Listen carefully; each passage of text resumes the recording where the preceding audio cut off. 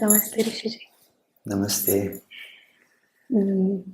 Thank you for showing up once again for all of us to guide us through this crazy samsara.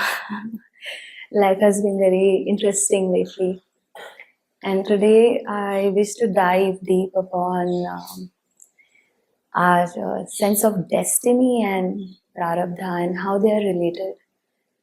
Because this word is used widely, and sometimes I also feel it's used loosely. Which word? The word Prarabdha, Parabda. also the destiny, and that it's pre-written. Like, for example, one of the quotes of Ramana Maharshi says it's all predestined.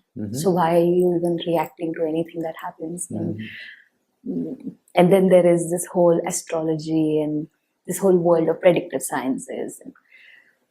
And I do feel as spiritual seekers, we have both these sides coexisting. One which wants to know the future, wants to know the destiny, whether I'll do well in life, and I want it all. I want the sannyas, and I want a marriage, and I want to make money, but I also want to serve. So this dichotomy has been very alive for me for the last few days, and that's what I wish to know from you today.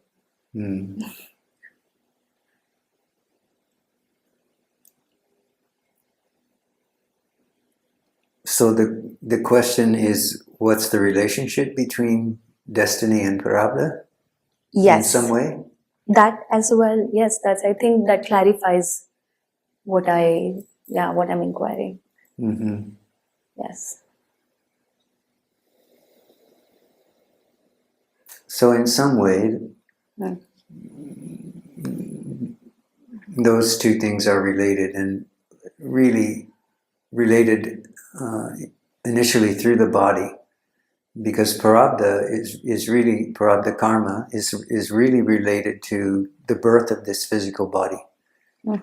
So it's referred to in the tradition as that which is we don't want to say cause, because it's not a direct cause and effect, but it is the precipitator, the precondition that brings about the manifestation of a body or a new body.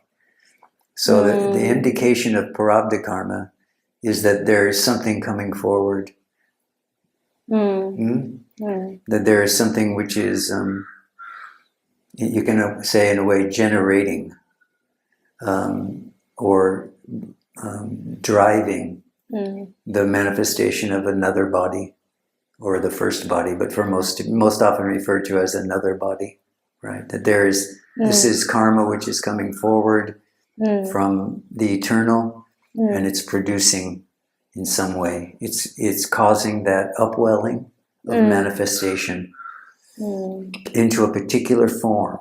So Parabda karma is related to that particular form. So there's a Parabda karma for each body that manifests. Wow. So just to clarify, this Prarabdha karma is sort of responsible for the next. Is it related that? It's not responsible for. It's the conditions which the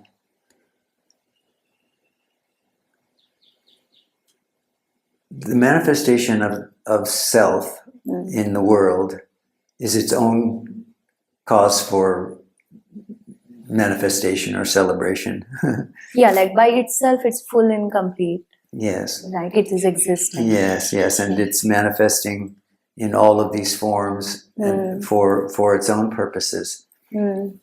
So this is more related to the side of the question about destiny. So there is a destiny that's related to the manifest self, the manifest world. There's a destiny that's related to that. So where we have the most success in this life is where we find the connection between, not necessarily with the mind, but in life itself, there's a connection between the Parabda karma of the individual and the manifest destiny of the self that's wanting to come forward, that's wanting to evolve, that's wanting to change, that's wanting to grow. The self, of course, has no qualities, but we can see in life, in the world, and in history, we can see that there is almost an evolution that's going on. So we can see this in the physical sciences, certainly. Sure. But what isn't talked about much is there's also an evolution in consciousness going on. Yes. These secrets that were brought into existence thousands of years ago were only available to a few. Now they're available worldwide. This is if you want to use these terms, right? The evolution of consciousness. Yes. So consciousness is making itself known and making itself available in ways that it never has before. So this one can say is the destiny of the self, to know itself. So it's using this unique path for each one, but it just wants to shine because it exists. Consciousness itself is simply shining. That's its nature. The way that those two, consciousness and Prarabdha karma, tie together, and the way that one achieves one's destiny, if one will, is when the Prarabdha karma is allowed to manifest in the way that it wants to manifest and is manifesting. It has brought us here. But then you can ask the question, for what purpose? Yeah, because it's like that's like the whole conflict, I guess, because if it is already like there, yes, then why most of us so struggle to access it? And if Prarabdha karma is the path to access it, then maybe, like, I read this meme on internet and it really made sense. It said, if you're going through hell, go faster. Why do you want to stop? And it made sense because Prarabdha karma is like hell at some point, the dark night of the soul, and everything becomes so overwhelming. And then you are like, okay. Yes, but it's also the Prarabdha karma which brings about the experience or the perception of self-radiance and self-being. See, this is also Prarabdha karma. So you can't just say that it just has this negative connotation of going through hell. True that.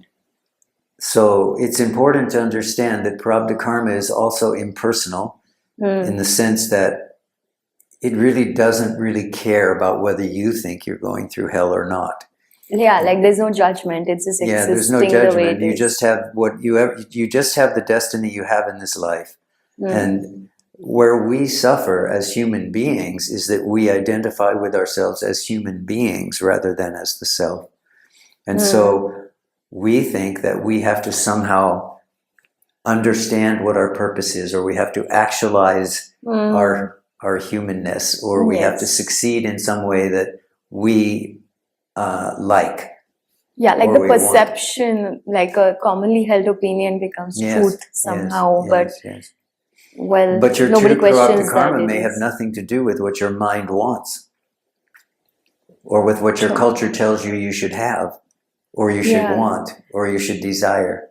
It may have nothing to do with that. Maybe that's why it's so strange, right?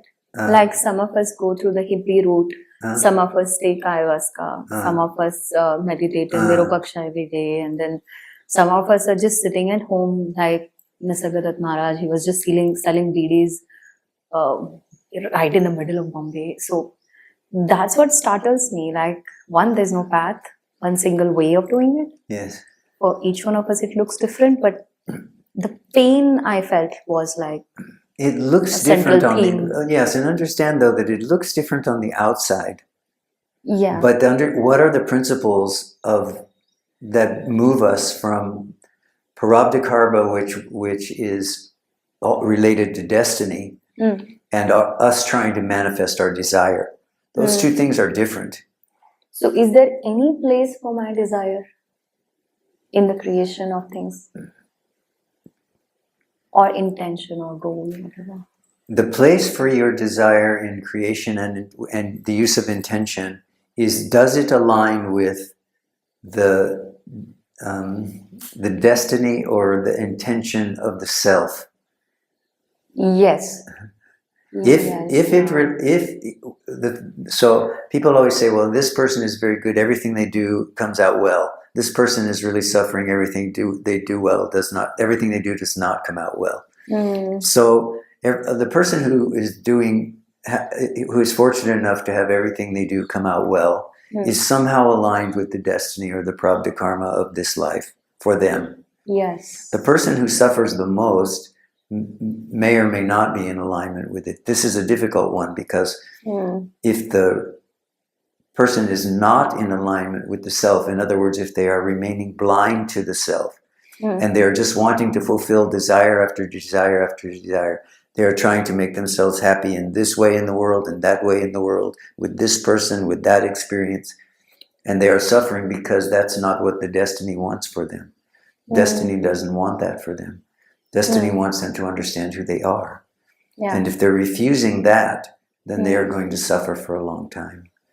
But suffering is also a motivator. And so it's important to understand that we, on the road of understanding who we are or awakening to one's true nature, there can be a lot of suffering and failure. And most of the time, when you talk to someone who has realized the nature of their own self, they will say to you that there was a lot of suffering along the way. And if you ask them when that suffering ended, they will almost always point to the fact that it ended when they surrendered. Yeah, that's when they surrendered their life Correct. to the purpose in which their destiny brought them here. Absolutely. So it's important to understand that someone like Sri Nisargadatta Maharaj, who was just a Bidiwala, but he was surrendered in his life to life in the way that it was. And he ultimately awakened in the recognition, according to the stories that I've read. He actually awakened into recognition when he had decided to completely throw off his life. Oh, wow. To throw off his business, throw off his wife. I think they had children, I don't remember, but throw off the family life. And he was following this teaching of his teacher. And he decided he was going to the Himalayas. So he got ready to abandon everything. He was walking through Calcutta on his way out, going to the Himalayas. Okay. And then the moment came. And it came in the recognition that as his master had told him, you already are that. There is no sadhana more that you need to do. You simply need to know who you are and remain as that supreme knowing, right? Which is not a state of mind, it's a state of being. And this dawned on him, this hit him as a striking realization as he was walking through Calcutta on his way out, Kolkata on his way out, going to the Himalayas. He turned around and came back and opened his bidi shop again and never left again. Wow. So in that story, the reason I bring that up is because you can see that there was as part of his understanding, there was a deep surrender that had happened. He needed at that moment, he gave up the idea that his mind was going to tell him what was needed. So in order to awaken, I need to do this, I need to do that, I need to do the other. I need to go to the Himalayas, I need to practice in this way, I need to become a renunciate sannyasin in the Himalayas. And this was a big no that came to him, so much so that it turned him around in the realization that he already was that which he was seeking. So this was his destiny, to awaken in this way, and this would have happened at some point in some time. But what always is true is that always within the story of the Buddha or any of the sages, what happened was a deep surrender into the life of the spirit. And so this means you have to surrender, be willing. Now, I'm not saying you have to give up everything. Right. I'm not saying you have to give up desire, you have to give up wealth, I'm not saying that at all. But you have to be willing to surrender whatever the life of the spirit wants to take from you. you have to be willing to give it up. Mm. You have to be willing to say, in some ways, as was said in the Bible by Jesus, thy will be done. Yeah. So you have to live from this perspective of deep surrender. And then like do whatever it comes with. Well, assume Is that it? whatever comes Mm. is that will. Yeah, I mean, I don't think there's a choice, right? Exactly. It's a very Exactly. choiceless, like this is my fourth place where I'm staying, and all these other destinations I've lived looking for God. And everybody finds it intense and crazy, and they think it's my choice. And everybody is like, oh, you can just come back home, live in comfort, and get married maybe to a rich guy. Like, and I'm like, I wish there was a choice. It doesn't seem like a choice. That's right. Yeah, it does not seem like it's a choice. Yeah, it doesn't. It is. It's just happening, and I think you have to be utterly and 100% responsible. And in this responsibility, it's like an ability to respond. That's the only thing you're bestowed upon by the universe. So I felt like I have the ability to respond to no matter what happens on my way, no matter what I choose, whatever the divine wants me to do. And then I kept jumping for like years now. And every time my ability to respond has only gotten better in some way. Like I get less perturbed. I won't say unperturbed, but less perturbed by most things. But yeah, this resilience is a process in itself, is how I like. Of course, there's probably one moment where everybody, like, someone wakes up or whatever, like realizes. But do you also see this as a process of moment by moment? Is there something that increases like capacity to handle unknown or something like that? Do you see that as a process, or is just mine and I'm trying to generalize? That's my question.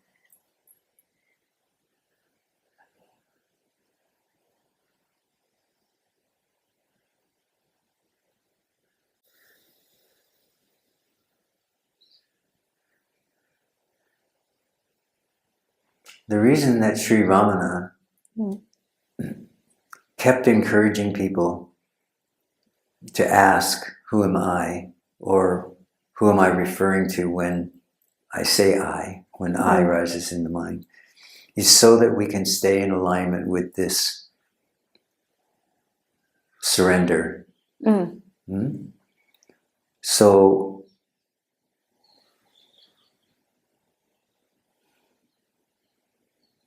when a question is rising in the mind,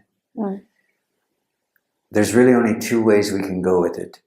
We can go in the direction of trying to answer the question with the mind, or we can ask the question, who asked the question? Who is the questioner? Yes? When we ask the question, who is the questioner, what we are really doing in some way, you can say, is turning ourselves back toward alignment through surrender with the destiny, which is, we can say, is ours, but is actually the destiny of the self in this moment. Or we can keep trying to answer this question in the mind, and this will keep us on the path of trying to fulfill desires in order to understand something about who I am. And this, of course, will always continue to fail. So until we come to this recognition that we are being required to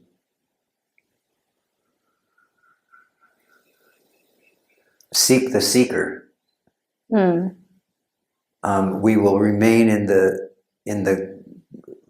realm of veiled or confused awareness.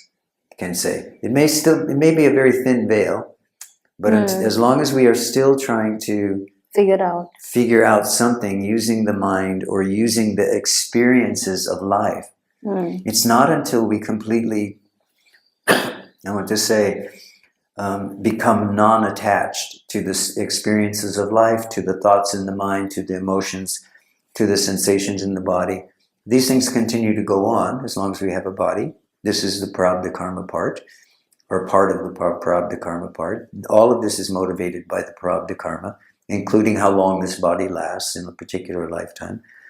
So as long as we are still involved with believing that there is something real or substantial about thought, feeling, emotion, desire, experiences, the world, we remain, you can say, the tradition says the self remains veiled to us, but you can also say we remain swirling around in the turmoil of all of that mind-created experience. And it's not until we say, enough. Whether we say enough or not, that's a personal thing. But it's not until we are willing to actually accept that we need to find out, who am I, not in the sense of affirming an I, but in the sense of abolishing or destroying an I, so that we are able to just be here as the presence of awareness itself.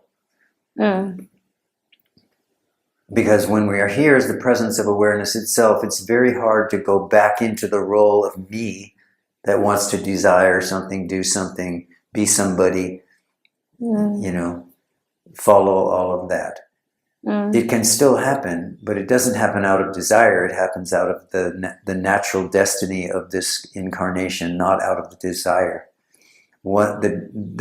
There's only one desire that needs to be fulfilled for whatever life wants from us, and that is for us to know who I am in the deepest sense. Did you just say that inquiry itself begins as a desire? Did I understand it right?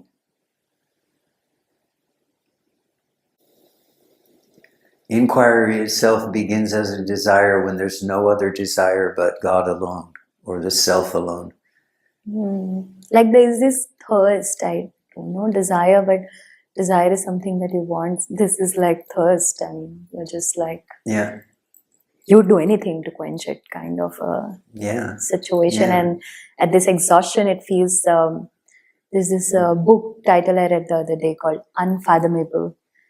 I just find all of this unfathomable, that I can't fathom what is happening to me, or like to most people who are seeking God. So have you assumed that it must not be happening to anyone, or are you still assuming it must be happening to someone?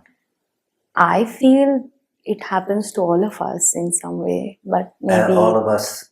It does happen to all of us, but if you say all of us, understand that you're saying it happens to us in a unified whole, as a collective.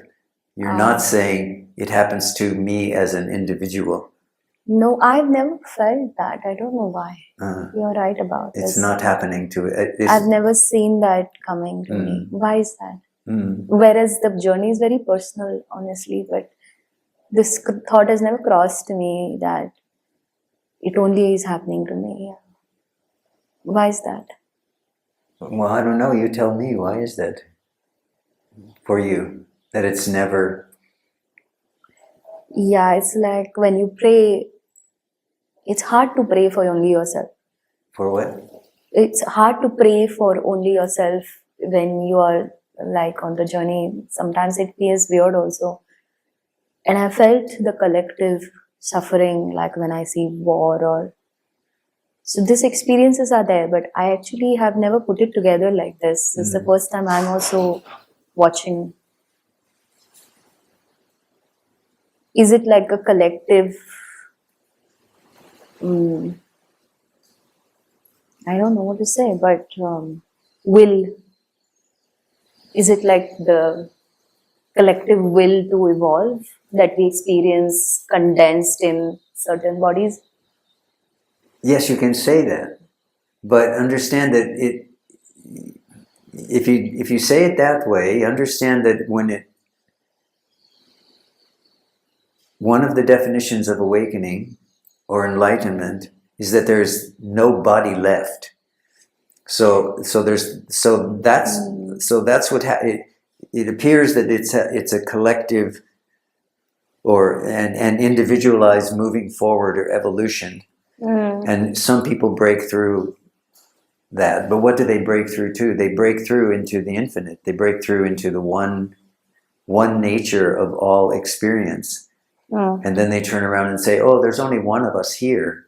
You know, there's only one of us here. So keep coming, but the way to get from there to here is to stop thinking that it's happening to you, or that there is a doer, or that you are doing something, or that something is happening. You have to understand that nothing is happening. There's no one it is happening to. You are going nowhere. You are not going to arrive somewhere.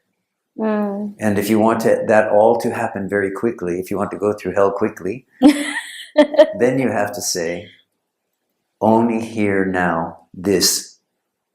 Nothing before, nothing after. Not really even anything in this present moment. Just this nowness, this here-ness, the thisness of the moment. That which is pure in awareness and has no opinion or no judgment or no evaluation of what is here. And people say, well, how can you do that? Because then you're just ignoring the world. Well, no, but what does happen is that as you come into the recognition that there is only awareness itself, which is pure, unmotivated, going nowhere, has no opinion about anything, it is simply here. What starts to happen is the life of that individual starts to align itself to that deeper knowing and to that deeper understanding. So it feels like my first teacher in Advaita would call his sessions Call of the Unknown. Yes. Or in Hindi we say Agyat Ki Pukar. So he used to say, everything is anyway unknown.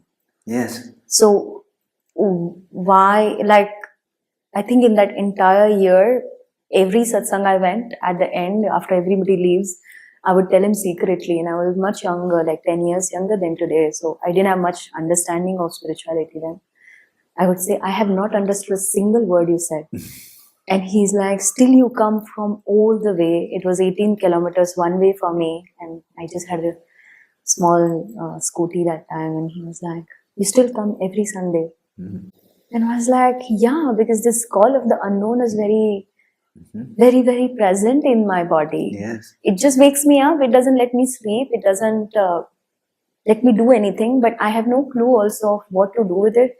And you seem to be someone who knows the answer. So I come in the hope every Sunday to find that answer. And at some point, while you were saying everything just before, I realized that the entire thing, that whole process was to make me comfortable with the unknown. Now I'm very comfortable with the unknown. So I can show up in any situation, it just feels okay.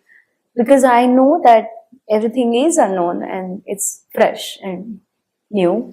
And it could be strange and it could be nice and it could be beautiful, but it is primarily an unknown each time. So I cannot know it. I think in that entire year, that's what I integrated in that exercise, to be with him. And then I met Muji Baba, and the whole game, it felt like we were playing chess so far. And Muji Baba came and he flipped the game. He's like, don't play the game.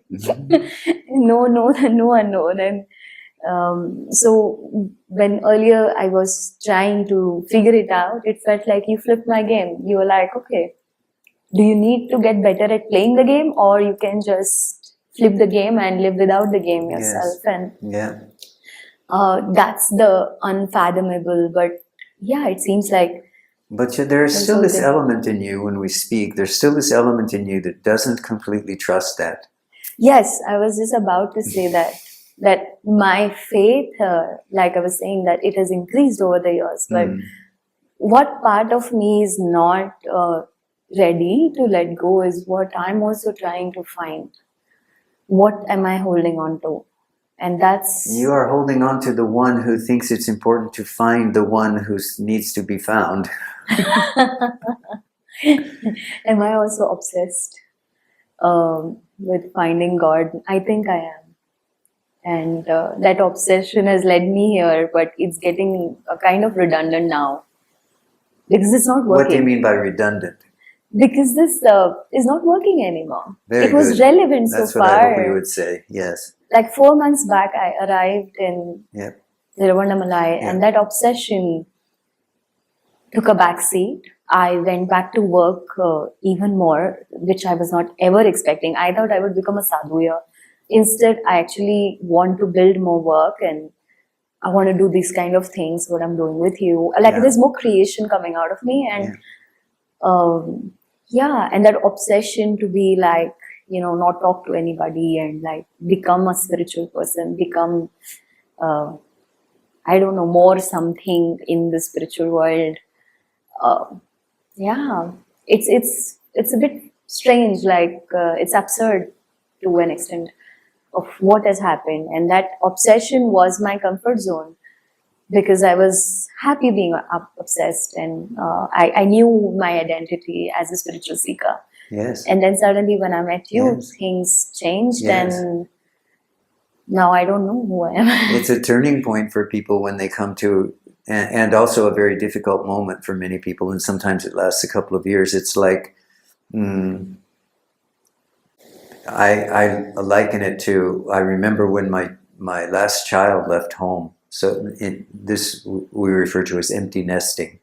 So when you have been a parent for 20 years, and suddenly it's just you, then you have this experience of loss and loneliness and uncertainty, and what do I do now? These kinds of things. The very same thing happens when you realize that you're seeking all these years has just become an alternative identity, and you can't do that anymore. Yeah. You have to give it up. You have to put it down. You just can't do it. So you end your seeking, but now you are standing here completely vulnerable, completely naked.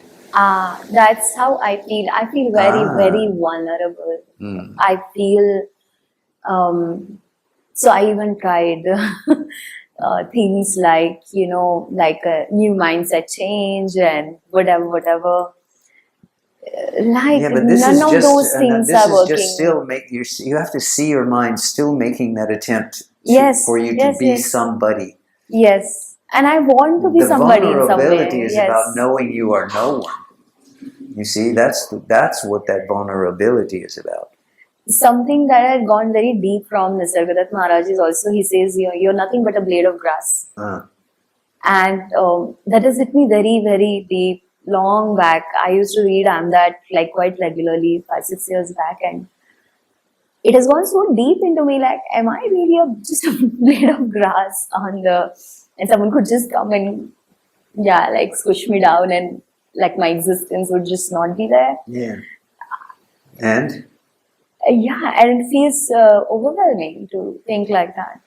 But I also know it's the truth, so it's like it's a inconvenient truth at this point for me. It's not convenient because I wanted to, like I was changing lives, and I'm a coach, and I have been doing it, and I'm still doing it, but who is doing it? Yeah, it doesn't feel like the same. You see, it doesn't. For me, it doesn't make any difference what you're doing, or how you change it. Yes. Or how it looks different 5 years from now. Yes. It only makes difference in this way when you realize that there is no one doing it. You don't need it for it to go on, and you don't need for it to stop. So maybe the analogy I would use, rather than a blade of grass, is from the Zen. It's to become a hollow reed, to be as a hollow reed. So the wind of life is still blowing through, can still pass through. There's still a structure. This is the structure. This is the structure of the wind flowing through.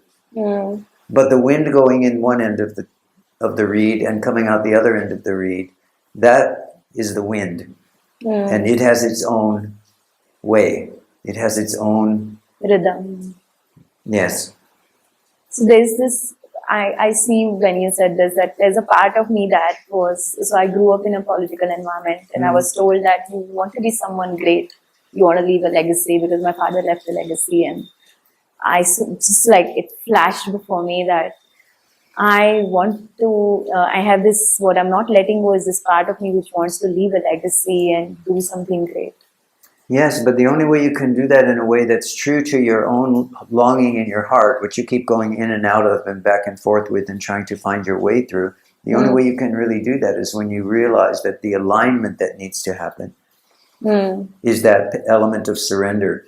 Thy will be done. If there's a legacy to be left, that's your destiny. You can't do anything about it. You can't prevent it, and you can't make it happen. Yeah, and also like the effort is dying, like I said. It's getting redundant. Every effort I make just feels redundancy because I've done it before and it used to work and it stopped working. So now come to this recognition that you, the way that you live your life is in that spirit of surrender. Thy will be done, and I will do what is put in front of me in the next moment, and I will know that that is your will. And I don't know where it will take me. I don't know if I'll leave a legacy or if I'll die on the side of the hill somewhere. You know, I don't know what that means. I don't know. I don't know what purpose means. I don't know what legacy means. I don't know what any of that means. So this is the process of becoming a hollow reed, so that the song of life can flow through you without interference from the individual sense of me, of having to achieve, of having to be something, of having to accomplish something. So the people who have left a legacy, say for example in the political world or acting world, wherever, it seems sometimes a lot of effort, like, and it's like celebrated effort, right? And that concept of effort leads to it is also a link I have, which is broke when you said it. But so you need to begin to look at the examples that are in the world of spiritual giants, like Sri Ramana Maharshi, or Yogi Ram Sarat Kumar, or anyone else you can think of. They did nothing. And if you say, if they were standing here in front of us and we were to say, Bhagavan, you left this great legacy, he would say, what? What? That's what you say. That's your I did nothing. I did nothing. I did nothing. Because this is always the way that the one who comes into the true understanding of the self always knows that they did nothing as an individual, but that somehow the self did all of this around them. Right? And this is what Yogi Ram Sarat Kumar said all of the time. All of this is the Father's. I have nothing. I'm just this beggar. And whatever you see around me and you see around this massive ashram coming up and everything, this is just the will of the Father. I am not doing anything. So this will of the Father is like what you were saying as alignment before? Alignment with the self, with the destiny or the intention of life itself, we can say. And this sense of greatness or whatever is the person's desire. No, the life of greatness is not. If you look at the lives of sages and saints and so on, they most typically went away into the forest and lived alone somewhere, or and they were somehow discovered in a cave or on a mountain somewhere. They were living alone. So it wasn't their desire to be, and they don't consider themselves to be of greatness. Just an ordinary person. Yeah, I mean, I think the people around, when they applaud, something becomes great. So that applauding is not existing in this choice somehow. Yeah. So there is no, like, it's polarities. And I see how greatness is a polarity of the applaud or something. So it may be recognized, may not be recognized, and it doesn't matter. Yeah. Nothing ever really happened. See, to the sage, nothing ever really happened. The sage is just here in alignment with the will of the Supreme. Has no desire for anything. She just wants to serve God, to put it one way. Just wants to serve God. Just wants to be that radiance of that witness to the beauty and the splendor of awakened heart, awakened mind. Just that radiance is enough. But somehow, Yeah, there are a lot of shades of like glimpses of truth in the process when we speak. And whenever I recognize it, I feel like, okay, all of this conversation is also redundant. yes. All of this conversation is redundant, and these conversations have a tendency to go on because they also, that which is trying to awaken in every single being that still feels they are separate, that still feels they are a person,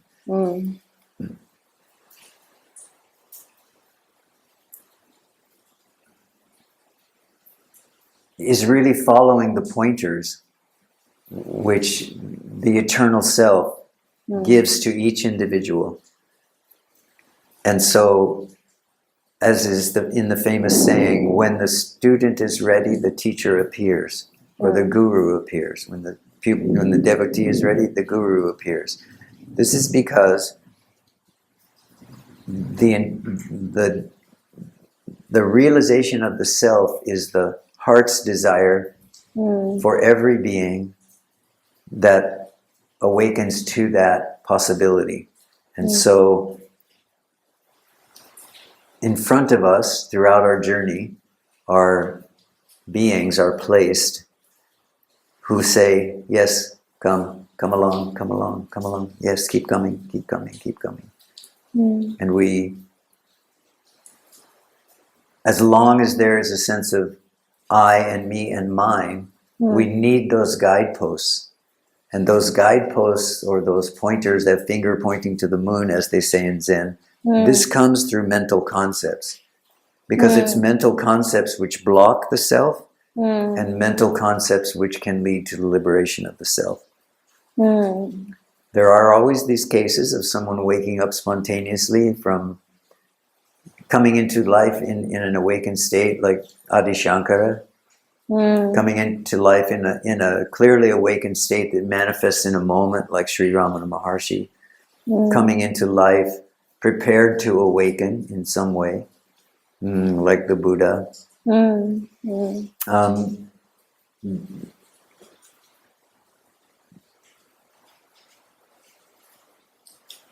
And it's always been the destiny of those beings who awaken at an early age, or awaken at any time, not to walk on alone, but rather to turn and to look at who might be following them and say, yes, keep coming. But you're not coming toward a person or a concept. You're coming toward the truth of your own nature as being consciousness and bliss. And this is just the way of it for some reason. There has always been this need for most people to have someone who points the way, or says, yeah, keep coming, or says, no, go a little bit to the left, or oh no, go a little bit to the right. Those... And I don't know many people I haven't heard of many people who have awakened, who don't, at least for some period of time, feel this compulsion. It's not a desire, but this compulsion to keep looking around and seeing who's awake and who's ready to be awake and who needs a little bit of help to be awake, and say, yes, keep coming. Come this way, go that way. And to be helpful in that way. For some reason, there seems to be this need that happens. So even if you have this desire, well, I will go on in this spiritual way, and I want, and when I understand enough, then I will be this spiritual teacher and all of that. That may well happen. But then if you really understand what's happened, that wasn't a desire you had. No. It was life preparing you for what was to come. When you realize the nature of being, consciousness, and bliss, then it has to be shared. It's a compulsion to share it. No matter how much you try to hide. You can try to hide as much as you want. People keep coming. Yeah, they People find keep you, finding like you. they'll find you wherever. So best just to relax and let life flow through you. Once Muji Baba was checking chairs for a satsang in a furniture shop, and he sat on one chair, and 4 people walked in the shop, sat there, and 1.5 hours the whole sangha is waiting for a satsang to finish in a furniture shop. And I happened to be there to buy something next door, and I was like, I hear Baba, but I don't see him. It was a little tucked away, so I go, and a friend of mine, and we are like, oh my God. And then we just sit, and this is how like some 10-15 people just found him. So I think all of us are, we smell it from a distance, I guess, when it's a compulsion. And like in that season, I saw him in the most generic places outside satsang. This was like the first time I was there, and I would just randomly meet him on the street, in a chai shop, in a furniture place, on the ghat when he would walk or something. So some people even told me, he's like, you tend to meet him all the time, so we want to be hanging out with you, maybe. We hang out with you, we'll meet him. And they were like, do you have like an insider who tells you? And I was like, no, but I don't know, it's a small city, and it just happened, and it did happen far too many times. Like out of nowhere, I landed in Bangalore at a friend's place, and he's from the Sangha, and he's like, I have a surprise for you tomorrow. And I'm like, what? And he's like, Baba is here. And I was like, you're joking. The satsangs in Rishikesh begin 2 weeks later. So he was like, yeah, he's been in India for a month, and he's coming to see Father tomorrow, and I'm taking you. And I'm like, no way. I was just stopping because I had a flight next day and I didn't know where to sleep, so I went to his place. So I've seen what you're saying. Yes, I mean, the alignment, I've had plenty of those as well alongside. Then why don't you trust it completely? It's not complete. I trust it. It's just not. I'm not 100% there, and I know that. Don't know why. Okay, so no, don't have that thought anymore. You're 100% there. I give you permission. Yeah, I think that's it. You need to be 100%. You have to. You have to. The reason you think you are not 100% sure is because you still think there can be something which is the will of the divine and something which isn't the will of the divine, and you're still trying to figure out. Now it's the point where you say, everything is the will of the divine. Because I have some 100%. grudge against things that have happened, and that old pain. Recently, I've spent a lot of time with family, and it did show up. And last time when I was talking to you, I had just come back, but I've had 2 weeks to process, and that old pain, I'm still not able to be, say, grateful about what happened. I'm not able to let go. Are you not the self if you are not grateful? Is that what you're saying? If there is some ungrateful samskara or tendency coming up in you, that means you are not the self. That sounds like what you're saying. Yes. Stop lying to yourself. Yes. You are always the self. There's nothing you can do about it. It's not your choice. You're always the self. But you have to realize when these difficult moments come up, these conditions come up, these tendencies come up, that is also the self, but as the awareness of the tendency, not as the tendency itself. Yeah, like I think I have this made up self image in my head as well, which, the ungrateful part of me, and I was almost forcing myself in one of these conversations with myself, like when I was writing, and I was like, no, I'm not going to force myself. If I don't feel that way right now, this is my truth. Yeah. And I don't want to push myself to something that I'm not ready to fully heal. So it's healing, but you can't make it faster. I think every wound heals in its own time. And like, what is this obsession again? You know, I have this tendency to do things full power and full fast and get to something. And I don't know what I'm getting to here because it's unfathomable. So I can't get to anything. And then I feel empty at the end of it. I just feel the nothingness, but I don't feel the everythingness yet. Like, I don't feel the bliss that you refer to.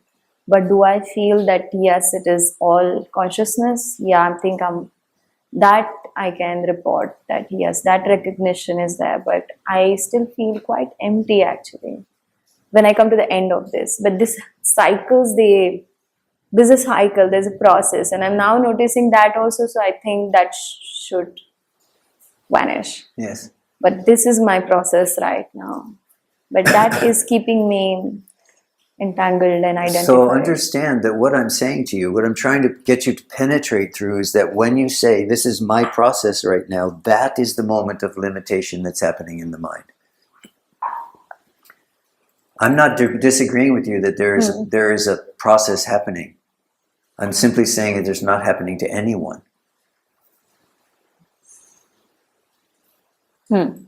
Okay, I'm with you. Now I am. So far I was not. Yes. So this nobody-ness, Yes. if it's a ness, Yes. feels empty. Who knows that? What knows that that feels empty? Don't look at the emptiness. What is aware of and is saying it feels empty?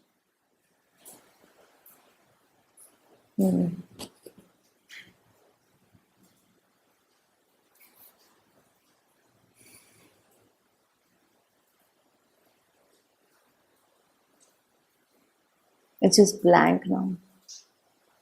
What knows this blank?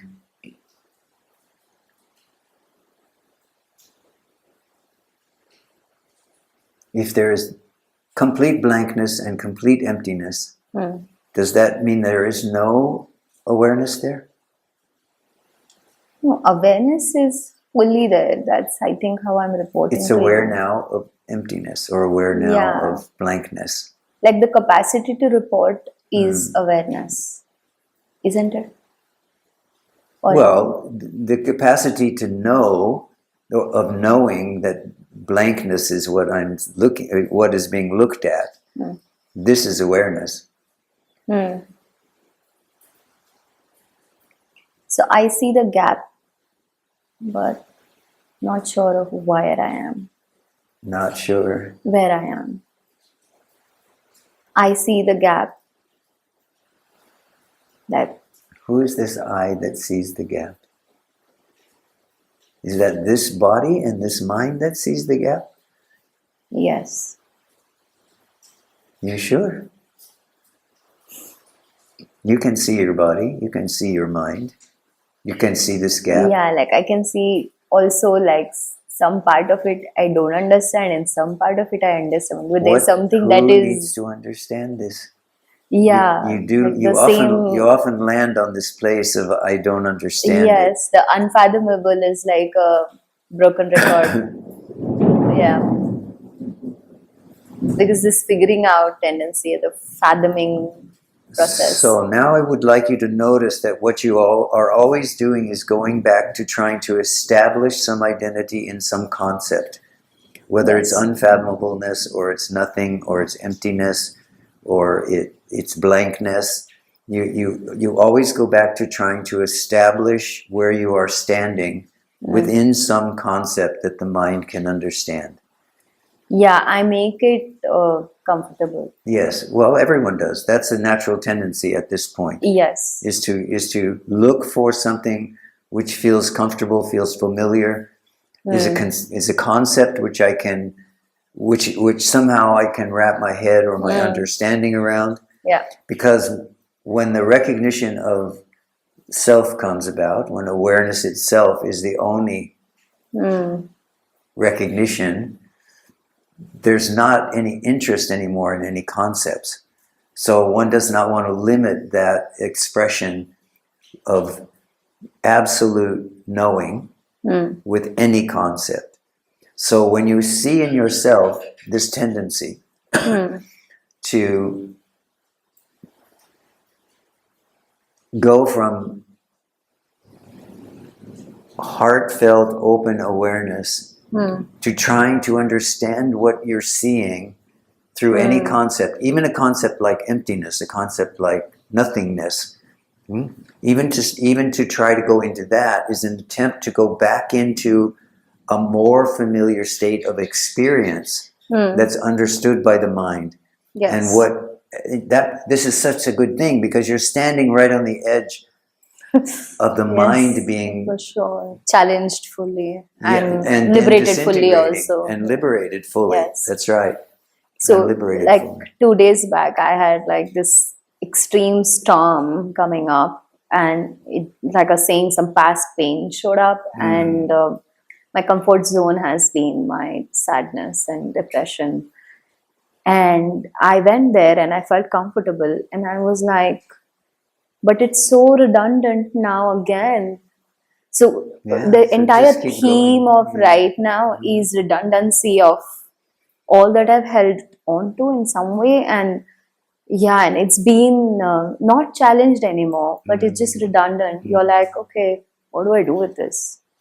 And what's the alternative to it? What is your mind telling you?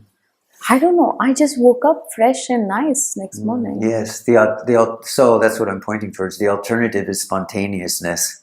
Yeah, it just became like I cooked well. When you're really tired of that redundancy, then what you do is become very, very comfortable with spontaneous, moment by moment. No interest in what happened in the past. No interest in predicting or projecting a future. No interest in controlling what's happening in the now, in the present moment. Yeah. Just being here as presence and allowing it to spontaneously be what it is. Yeah, this is where I come. Yeah. I get redundant, and if I have to cry myself to sleep or I soothe myself with something in those moments, I take care of myself sort of, because I'm good at it now. I've had it for years. So I exactly know what, where, like it's like a combination, and it's familiar and it's shorter. So earlier something like this would take months, then it's taken days. And now that day it took one night. Next day, I just rested through the day, and today I'm morning 6 a.m. I'm on till now, and it has no. It would leave like a remnant inside me. Sometimes these waves would go on, and they would leave like a shadow or a grayness on my being. And I just go to the ashram or I meditate or something like that. Or maybe nothing. I'm just at home sometimes, and it just wears off. Very soft. Good. Keep going. Keep going. It just feels like grace, because honestly, I have nothing to do with it. When I came to you also, it was sheer coincidence. A friend from Ireland asked me, have you been to Rishi's on a lunch? And I was like, is that a cafe? Because I'm looking for a cafe to go and work. And he's like, no, it's a guru. And I was like, no, like I have no interest, and I'm very happy with the ashram and whatever. And he's like, I just have a feeling you should come with me tomorrow. And I'm saying, I'm leaving in 2 days. You're serious about this? And he's like, yeah.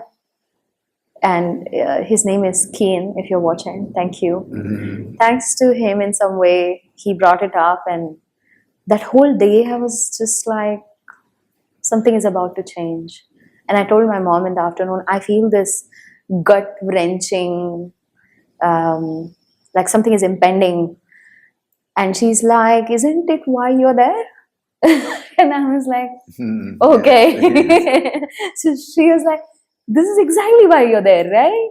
Yes. Now it's happening. And now you're like anxious about it. And I'm like, yeah, that's too much truth. But fine. Yeah. And then I showed up at yours next day, and that gut wrenching just stopped, and it never has come back since Yes. then. So I think these waves come, and I do come, and then just like this conversation, I think they come up. There's an inquiry that takes place, or whatever needs to be done gets done to soothe, to take care, and whatever. But Yes. so my next inquiry, or probably ask to you, is how or when, or like, no matter, I don't know how to frame this, but would this phenomenon stop happening at all? Phenomenon goes on continuously as long as there's a body and mind. But you are at the place now where you can see that you don't need to have any residual effect or energy left from anything that comes into your experience. I didn't follow this. I couldn't follow this, sorry. You are very good right now at watching what comes up, of seeing how it goes. You have certain things that you do, certain strategies you use, and then so you are letting go very quickly now. Yeah, it doesn't stick, for sure. It doesn't stick. Yes. So understand that if you can come now to this moment by moment recognition that you are not willing to have anything in your experience of body, mind, or world leave any kind of a residual, any kind of a smell, any kind of a taste in your mouth.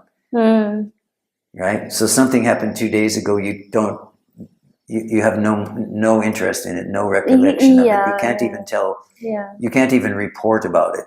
Yeah. You can only report about what's happening right in this moment. And then when this moment is gone, so we get up, we walk out, that moment is over. Do you go on thinking about our meeting over the next few days, which is fine if you do, but you also may come to this place where there is no residual left from any moment. Wow. So, like, there's no Everything psychological residue to yes, everything life. is rising spontaneously and then falling in its own way. And there is no me that is needing to know anything, understand anything, right? Needing to fathom something about it. It's just, it rose, it was here, and it dropped. And whatever's next is what's here now. Yeah, like what is about to happen, or has happened, or is happening. None of these states are related to my psychological state. But this confidence is now. Earlier, I would just get so overwhelmed and fight back and be a rebel, because that's the identity I grew up with. So I was like the go-getter and like, no, you like the Wonder Woman, no injustice. Yes, but if you're world. in the spontaneous moment, then your options are many more than that. Yeah, like suddenly I'm more creative about it. You might be the rebel in the right situation, but it's as a spontaneous arising, and you have other options available to you. That's a good one. Yes. So I can assume what role I want rather than having a pre-decided role, and then the pressure to follow. You can intuit what's needed in the circumstances right at that moment. Not because you think about it, but because you're allowing yourself to be in the here now, and you allow what's happening spontaneously to happen, and you trust that. Yes. Wow. So at the heart of it, it's the intuitive sense of here and now. That's the heart of it. Yes. Wow. This is a beautiful note to close for today. Yes. Thank you so much. Yes. Arunachala Shiva.